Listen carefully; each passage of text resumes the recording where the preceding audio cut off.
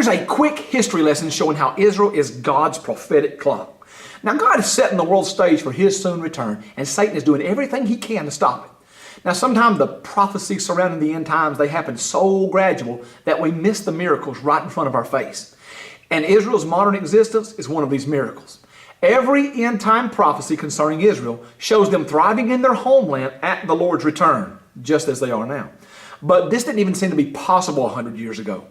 Since 70 AD, Israel seemed to be just another dead nation lost to the history books.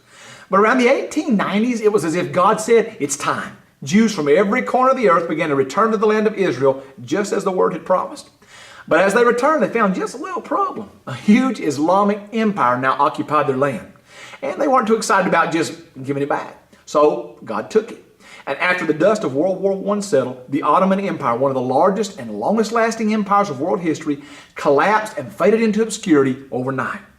The land was immediately turned over to Great Britain, who issued the Balfour Declaration, which was the official support for a Jewish homeland in Palestine.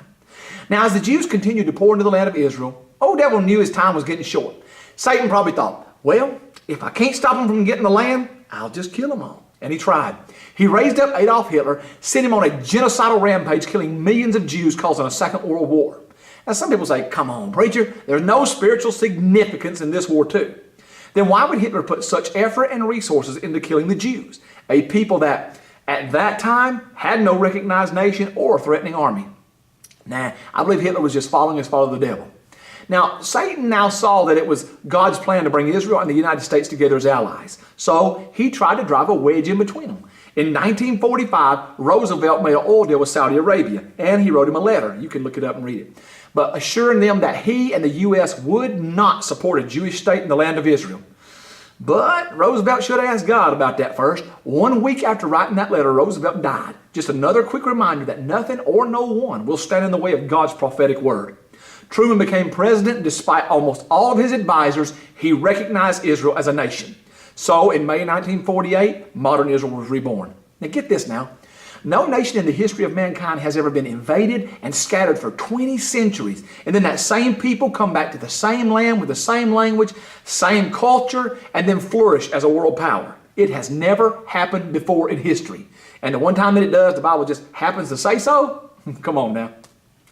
Only a few years after that, in 1967, Israel regained the Temple Mount and the city of Jerusalem for the first time since Jesus walked the streets. So what should we look for next concerning Israel? God is about to command Daniel's 70th week to begin on Israel. And this is what we as Christians refer to as the last 7 years, where Satan will raise up the Antichrist and try one last time to hinder God's word and cause the whole world to hate Israel. So for those who think this is all just coincidence, how many miracles do you have to see come to pass before you realize that what God has written will be, and it's happening right now? Listen, the nations of the world are shifting into place faster than ever before. So get ready, church, because it's not going to be much longer.